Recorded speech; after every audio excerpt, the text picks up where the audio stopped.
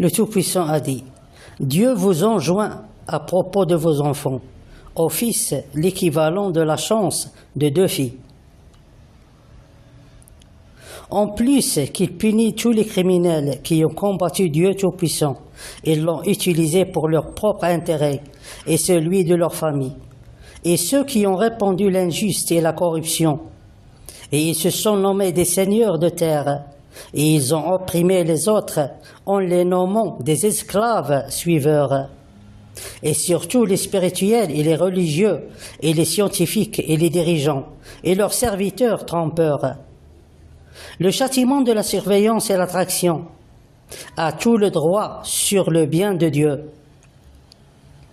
Et il ne permet jamais à un bien de passer, sauf pour celui qui mérite ce bien, tels que ceux qui n'appartiennent pas au groupe des criminels qui ont combattu Dieu Tout-Puissant. Le châtiment de la surveillance et l'attraction représente la nature de Dieu Tout-Puissant et sa mentalité et ses qualités. Alors ce châtiment réagit selon cette base de données et aussi selon le message de Dieu.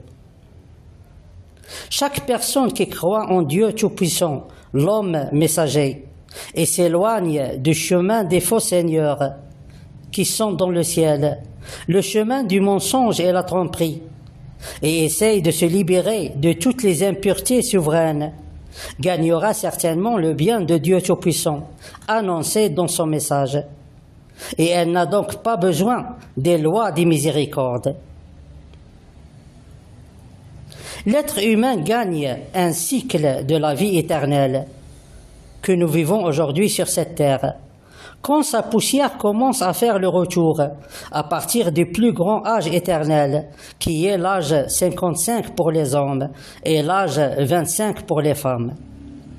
Mais pour le premier cycle, le retour commence à chaque âge atteint et qui doit être plus grand ou égal à l'âge 55, que ce soit pour les hommes ou pour les femmes. Alors, pendant le premier cycle de la vie éternelle, il est nécessaire que la poussière de la femme atteigne cet âge avant de faire le retour vers sa jeunesse. Et on découvrira la cause dans le message de Dieu Tout-Puissant. Bien sûr, il suffit de croire en Dieu Tout-Puissant, l'homme messager, une vraie croyance, afin de gagner son bien. Mais puisque Dieu Tout-Puissant n'a pas besoin de la croyance des gens, alors il a créé quelques miséricordes avec leurs lois. La première miséricorde est une miséricorde qui concerne la famille constituée de parents et d'enfants. Sa première loi annonce que chaque fils ayant 2 sœurs directement plus grandes ou plus petites que lui joue en faveur de ses parents. C'est-à-dire que si ce garçon gagne un bien de Dieu, alors ses parents reçoivent automatiquement le même bien.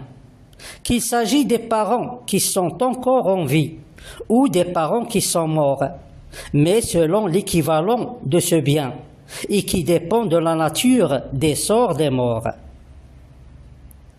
Comme cette première miséricorde est la base des autres miséricordes, alors cette loi est en vérité la base des autres lois. La différence entre le gain d'un bien de Dieu à travers la croyance et le gain d'un bien de Dieu à travers cette loi, c'est que les parents, hommes et femmes, n'ont pas besoin de croire en Dieu et de se libérer de leur ignorance et quitter le chemin du faux Seigneur qui est dans le ciel pour gagner le bien de Dieu.